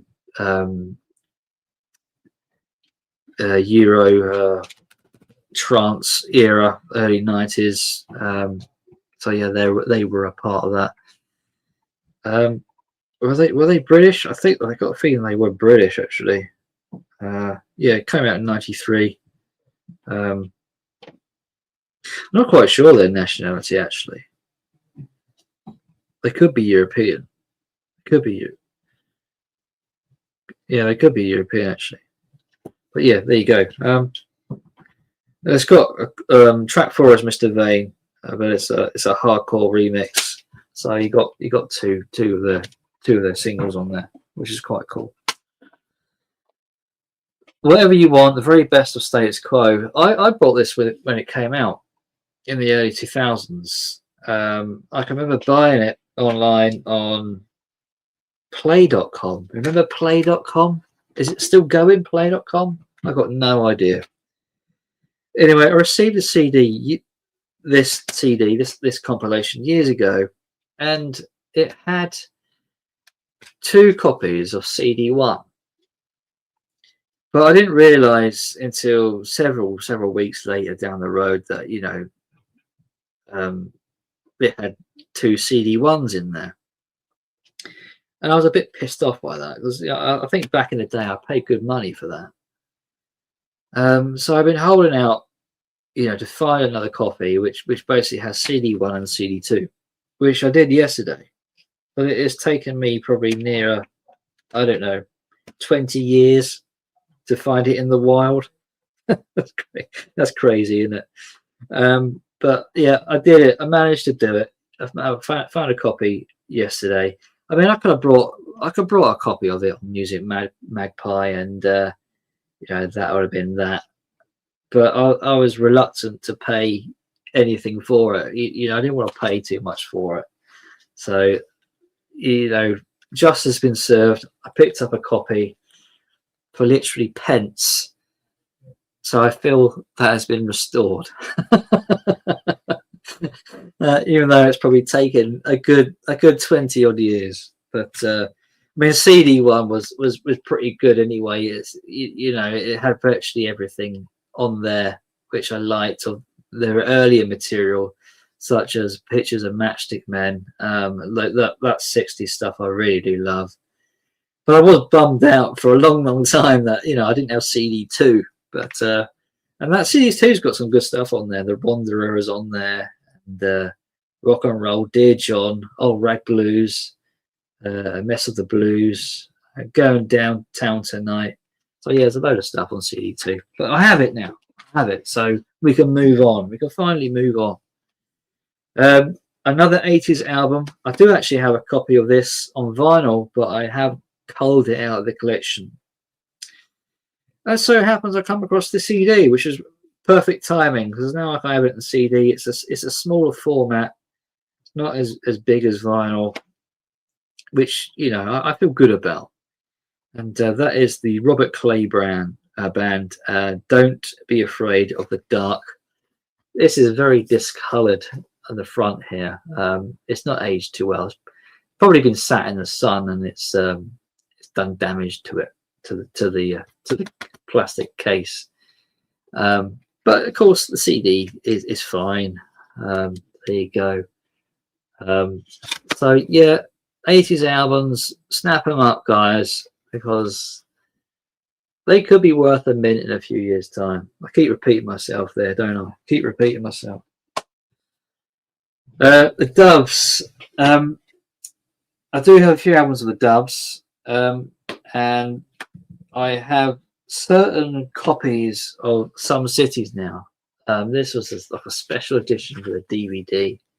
It was cheap as chips, and I was quite happy to see it and pick it up. So I have the standard dual case one. I now have this one, and I've also got like a thick box special edition of this album. So I have 3 copies of this in different sizes. But I'm good with that. I like the Doves, and I like picking up unusual things and special editions and stuff like that, and singles and stuff like that, as you already know. So yeah, nice little added extra to the Doves collection. I think they released an album last year, actually. A few guilty pleasures and a bit of jazz. I'm gonna try and wrap this up now. So yeah, two Take That albums, fairly recent albums. One came out in 2017, the other came out in 2014. I've not seen these before. They're special editions in cardboard sleeves. I thought, you know what? Why not? I do like some of their music, and Take That. So yeah, special collector's editions. And yeah, I think it was £1. And also the more recent 2017, this album. So yeah, Wonderland. That is Wonderland, and Take That 3. That's Take That 3, and Wonderland. So yeah, again, collector's edition.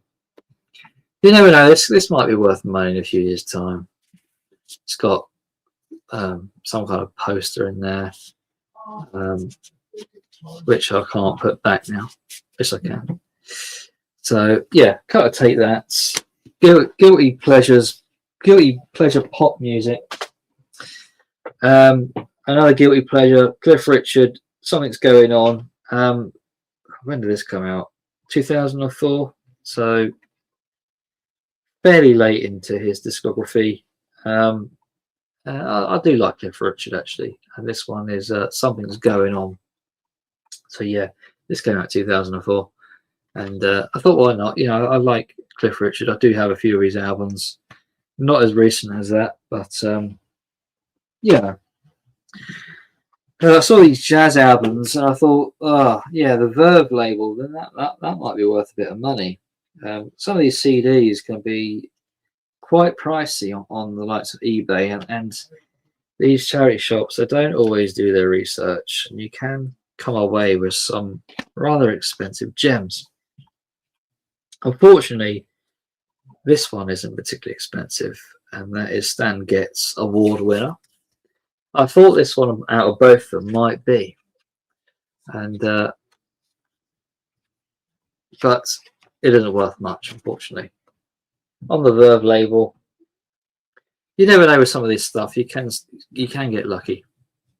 There's some information inside there. There's probably like some pictures and things. So yeah, award winner Stan Getz in the cardboard sleeve, and also picked up this Jim Mullen quartet. This is called String Theory. So I bought this, and I checked out these jazz albums, how much they might be worth. There's one on eBay on this album. It's 30 quid. 30 quid. I paid £1 for it. Paid £1. It's a £30 album. So there you go. They are hit and miss.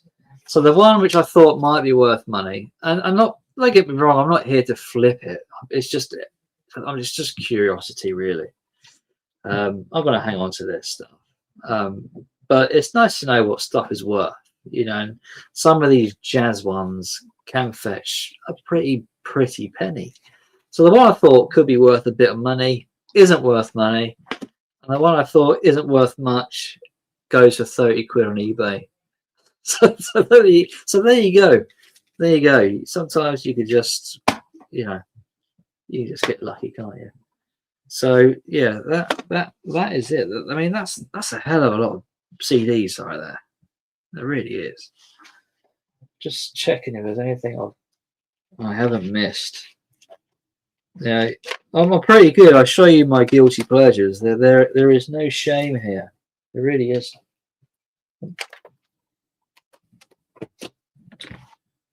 No, I haven't showed those.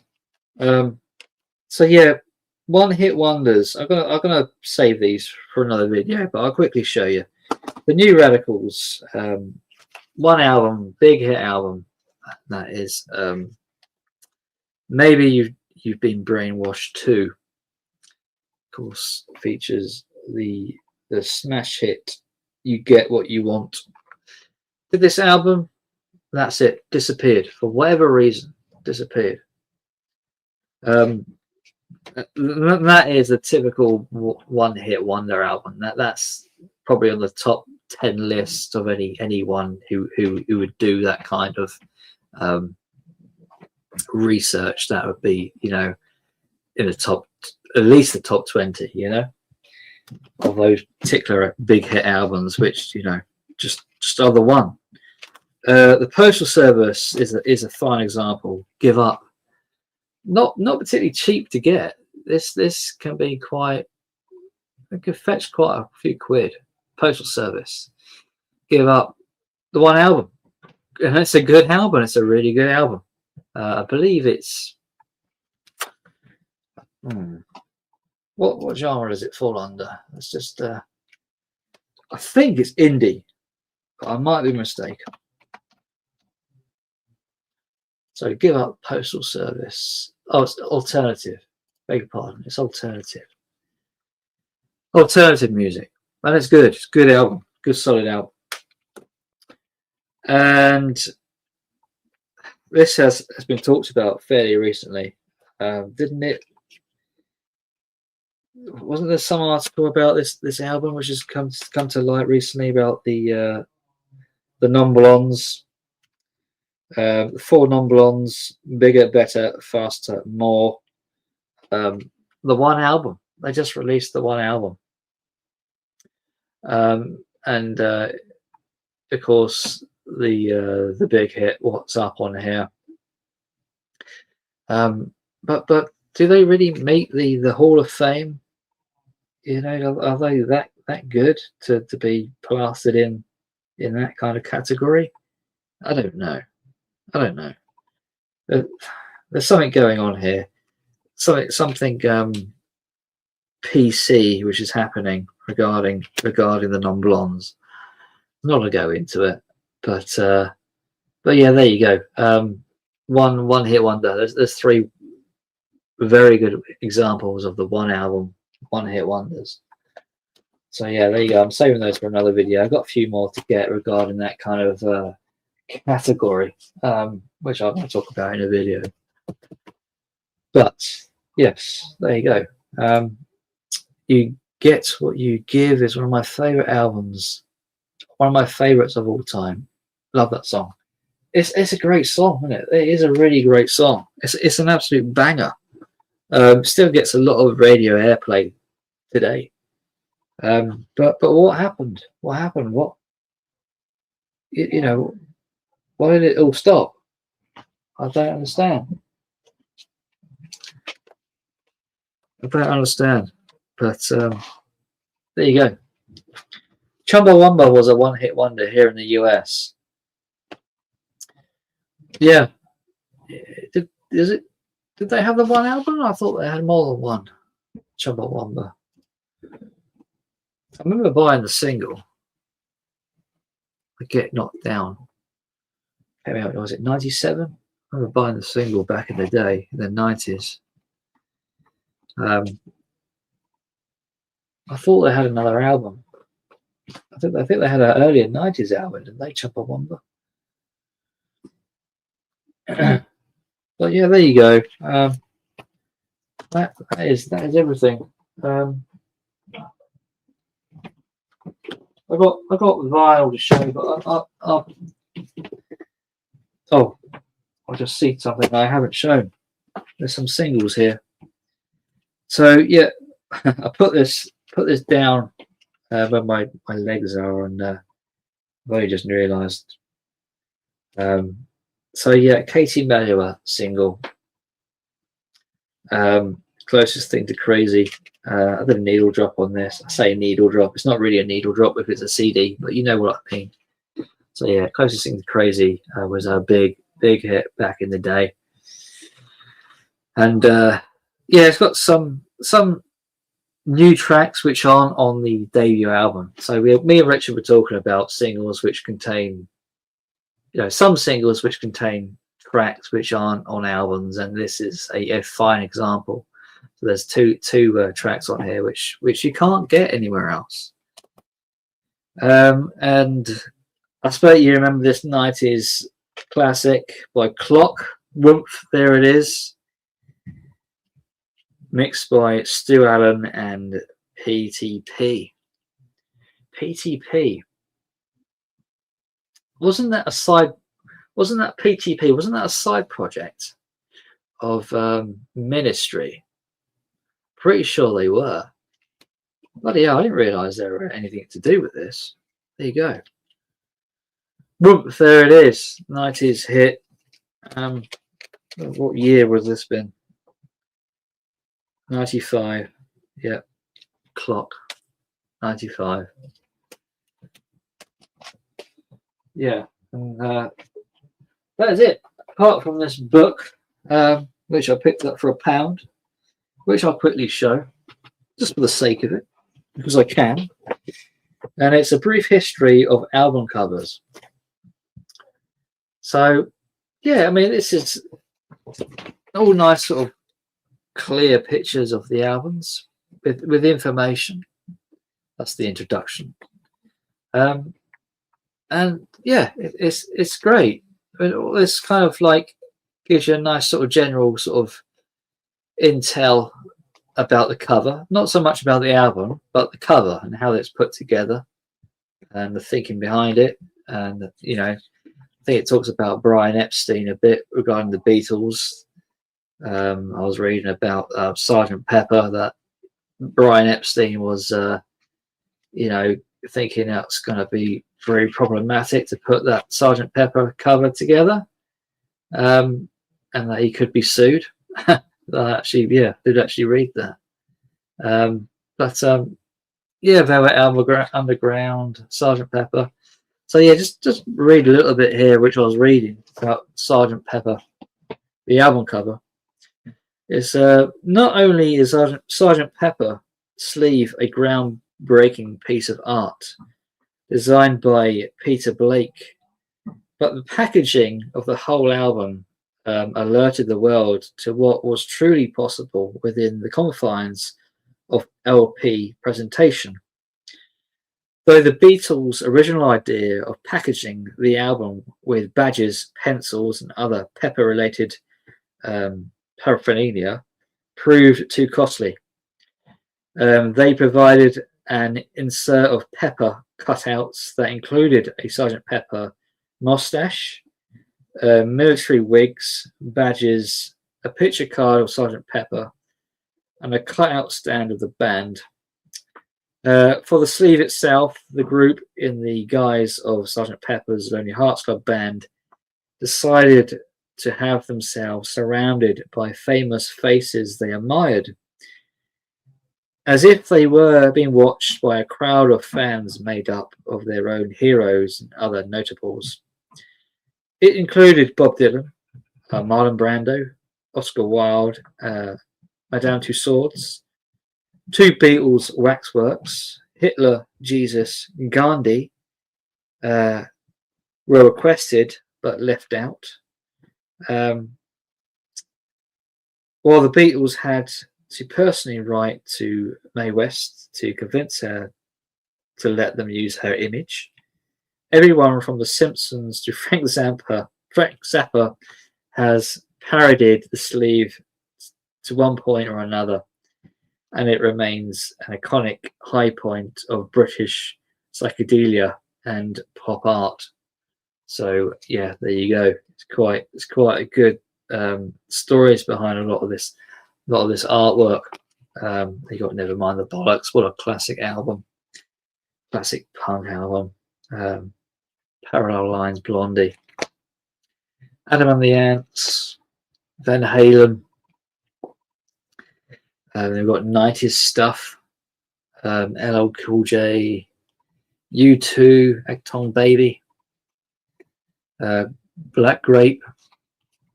We've got 2000 stuff from Madonna. I think it goes into about 98. Arctic Monkeys. So yeah, it's good little book. Good little book. And that was £1. So, you know, pretty sweet really. So yeah, I think it goes up to 2008. So yeah. There you go. That's going to be on my bookcase. And talking about books, I did pick up a book. This is not vinyl related or music related. Picked up the latest Sharp book by Bernard Cornwell, and this came out last year. And that's Sharp's Storm. I'm a big fan of Sharp, and there's been 3 recent books which have come out in the last 3 to 4 years. Suddenly, you know, with the years of not being much in the way of Sharp material. So yeah, picked up this from a charity shop, and this was like £3, and that was an absolute bargain. So yeah, I've got the recent Sharp books, and they all kind of, you know, vary in the timeline. They're kind of all over the place. You got some kind of in the middle of the of his career, and some kind of more later in life. So it's kind of it doesn't seem to like follow on, you know, to more recent times. It's kind of a bit all over the place. So, but good reads. The research he does, unbelievable. It really is. These books are brilliant. Fantastic writer. Will he make another one? I don't know. This could very well be the last Sharp novel. But we'll see. And that is it. We've reached the 2-hour mark. Not that I need to go, but I've been waffling on long enough. I'm kind of getting sick of hearing my own voice. So I'm gonna end it here, fellas. So thanks for watching and chiming in the chat. I do appreciate it, and thanks for your feedback. And yeah, till next time, probably in a fortnight's time, do another live stream, and we'll do it all again. So yeah, thanks very much, and bye for now.